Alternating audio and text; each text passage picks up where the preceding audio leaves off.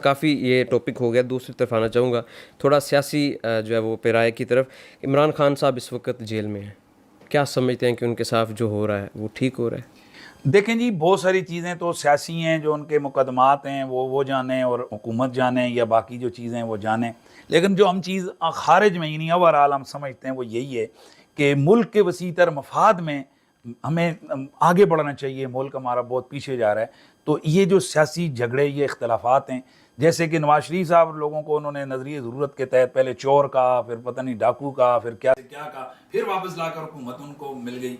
तो जैसे वो सारी चीज़ें हजम कर ली हैं, इसको भी हजम ही कर लेंगे यार, ताकि मतलब ये लीवरेज फितना मिलनी जो है ना, चाहिए। बिल्कुल मिलनी चाहिए, ये फितना ना हो। और उसके मुकाबले में जो हमारी आर्मी के ख़िलाफ़ एक प्रोपोगंडा सोशल मीडिया पे मीम्स बन रही हैं, ख़ास तौर पे हमारे जो आसिम मुनीर साहब हैं उनके हवाला से, इसको आप किस नज़र से देखते हैं? क्या ये मुल्क की सालमियत के देखें, इसमें दो दो एलिमेंट्स हैं। पहला एलिमेंट तो है कि इमरान खान साहब के जायल फॉलोअर, जिनको हकीकत का पता नहीं है, उनको जो एक बयानिया मिला कि भाई ये फौज जो कुछ कर रही है, ये सारी तबाही बर्बादी उनकी तरफ से हो रही है, तो वो जो उनके जो चंद एक लोग फॉलोअर्स हैं, जो उन्होंने इसको जो ना वो उठा दिया। और ये चीज़ एक तो ये, दूसरा असल इसके पीछे जो मुहर्रिक है वो हमारा मुल्क का दुश्मन है, जो कि उसको कता नजर ना उसको इमरान खान से कोई गर्ज है कि इमरान खान जेल में, ये बाहर है, नवाज शरीफ हुकूमत में, ये कौन है।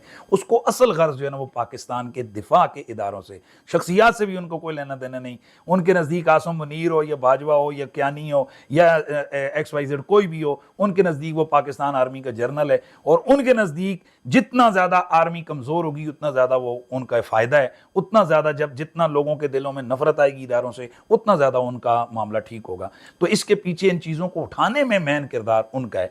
लेकिन बाज़ औक़ात देखें ना, कुछ चीज़ें कुछ मुहर्रिकात ऐसे होते हैं कि जिसकी वजह से अवाम का जो है ना दिल दुखता है। मैं समझता हूँ कि अगर हकीकतें ना भी हों, हमारे बहुत सारे इदारों के जो अफराद हैं जिनकी ये जिम्मेदारी थी कि आजकल ये पुराना 70s का दौर नहीं है कि जब एक ही जनाब वो black and white TV channel होते थे तो उसमें जो कह दिया लोगों ने मान लिया। आजकल हर बंदा इंसाफी बना हुआ है, हर बंदे के पास जनाब वो सोशल मीडिया मौजूद है। तो चाहिए ये कि जितनी भी चीज़ें उनके हवाले से लोगों के जहनों में गलत सवालात उठ रहे हैं, तो जो हमारा ISPR जो आर्मी का जो इदारा है, उसको चाहिए कि वो स्ट्रांग बुनियादों पर इन तमाम प्रोपेगंडों का जवाब दें। अगर वो हकीकत हैं तो वो अपनी इस्लाह करें, और अगर हकीकत नहीं प्रोपेगंडा है तो उस प्रोपेगंडे का तोड़ करें। मुफ्ती साहब, आपके ऊपर राफजी होने का इल्ज़ाम लगाया जाता है, जिसके सबूत के तौर पे मेरे पास आपके कुछ क्लिप्स मौजूद हैं जिसमें आप ये कह रहे हैं हज़रत मुआविया के बारे में, नो डिमांड मुआविया। दूसरे नंबर पे आपने कहा हज़रत, जो आपने शुरू में ज़िक्र भी किया, हज़रत अमर बिन आस को मलऊन कहा, मज़ीद गालियाँ भी दी। इसके अलावा हज़रत मुआविया के नाम के बारे में आपने कहा इसका मतलब है भौंकता कुत्ता। आपने बाद में कहा हज़रत अबू सुफियान को पलीद कहा।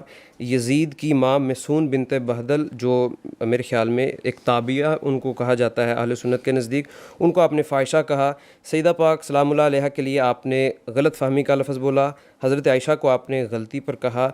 आपकी सोशल मीडिया पे जो कहा जाता है कि आप मजालिस में जाते हैं मुख्तलिफ, और क्या मजा वो GTV पे कोई शियों की आपकी, अच्छा, और उसके बाद इन सब चीज़ों के बाद चूँकि आपने पहले ये चीज़ बयान कर दी है कि ये चीज़ें को मतलब कि मुख्तलिफ अंदाज से पेश किया जाता है, मगर आपने एक बयान आपका ये भी मेरी नज़र से गुजरा, आपने तस्लीम किया कि मैं जो ऐसी चीज़ें होती हैं वो मैं जानबूझ कर अदा करता हूँ, ऐसे वो किसी मतलब कि ऐसे नहीं अदा हो जाती। तो इसके बारे में आप क्या कहें? देखें, बात यह है कि ये तो दुनिया के किसी भी शख्स की कोई बात क्लिप काट कर आप उसको किसी जगह से जोड़ कर मिला दें तो आप उसको काफिर भी बना सकते हैं और किसी हिंदू को मुसलमान भी बना सकते हैं। ये तो कोई मुश्किल नहीं है आजकल।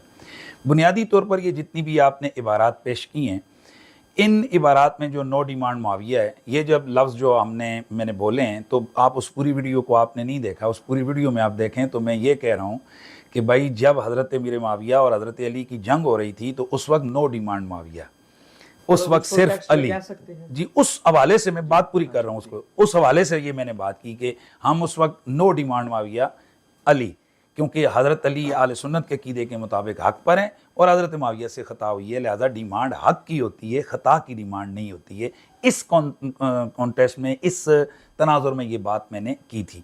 और इस तरह की गुफ्तगू बहुत सारे हमारे अकाबरीन की किताबों में भी मौजूद थी जो मेरे पेश नज़र थी, तो मैंने इस हवाले से इसको गुफ्तगू किया। ये एक हज़रत अबू सुफियान की जो बात आपने की है वो भी उनके इस्लाम लाने से पहले के मामलात थे। मैं बयान वहाँ जस्ट मुत्तसिल 1 सेकंड के भी फ़र्क के बगैर मौजूद है कि जब हज़रत अबू सुफियान हज़रत ज़ैद बिन दसना को जब शहीद किया गया, तो उस वक्त मैं कह रहा हूँ कि अबू सुफियान जैसा पलीद भी मान गया कि मोहम्मद के सहाबा जितना मोहम्मद से प्यार करते हैं इतना कोई नहीं करता। और मुत्तसिल बात मैंने कहा कि भाई ये इस्लाम लाने से पहले की मैं बात कर रहा हूँ, कहीं मेरे मत्थे कुछ और ना लगा देना। जब वो इस्लाम ले आए तो फिर वो रज़ी अल्लाह तआला अन्हु, ये मुत्तसिल ज़रात मौजूद है।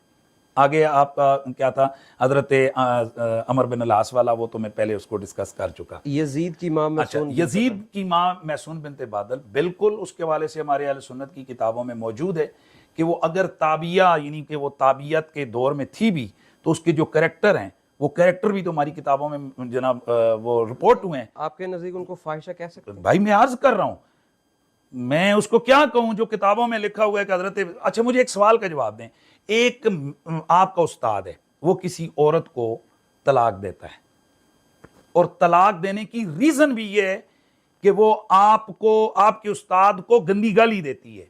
अब आप जरा मुझे बताएं कि आप उस मुतलका औरत के साथ खड़े होंगे या अपने उस्ताद के साथ खड़े होंगे? उस्ताद के साथ खड़े होंगे। आए, इसको जो तलाक देने की रीजन जिक्र की है, एक नहीं दो नहीं दर्जनों किताबों ने, कि इसने हजरत अमीर मुआविया रज़ी अल्लाह ताला अन्हो के हवाले से गंदे अशार पढ़े।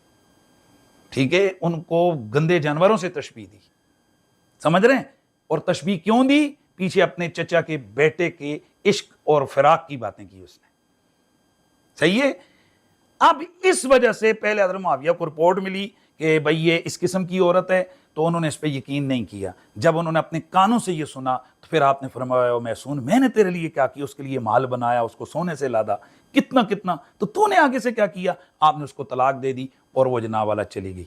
अब मैं पूछना चाहता हूं पूरी उम्मत से, एक तरफ आप खड़े हैं कि भाई हजरत अमीर मुआविया रज़ी अल्लाह तआला अन्हु सहाबी रसूल हैं, यहां पर तो वो मजलूम है, ये औरत उनकी तौहीन कर रही है, तो आपको यहां उस औरत के साथ खड़ा होना चाहिए या आपको हजरत अमीर मुआविया के साथ खड़ा होना चाहिए?